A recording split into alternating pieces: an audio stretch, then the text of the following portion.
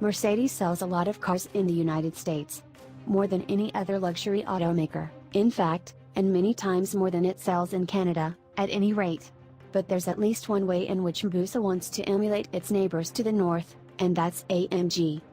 Automotive News reports that roughly 10% of the Mercedes sold in the United States last year were AMG performance models.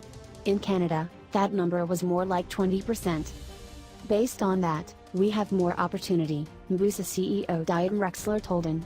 Getting to that level may not happen so quickly, and may not happen at all. But I know there is potential with AMG to go above what we have been. As it is, the Mercedes sold nearly 50% more AMG models in America last year than it did the year before.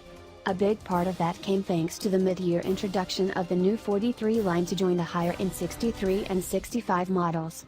They'll now be available for the full model year, and soon be joined by the new hybrid 53 versions of the GLS and E Class models as well. Of course, in raw numbers, Mercedes sells far more models, AMG or otherwise, in the United States than it does in Canada, by a ratio of roughly 7.5 to 1. Last year Mercedes sold over 375,000 new vehicles in the US, and crested the 50,000 mark for the first time in Canada. That works out to roughly 37,500 AMG models in the 50 states compared to roughly 10,000 in Canada's 10 provinces, and 3 northern territories. The population of the US is nearly 10 times as large as Canada's.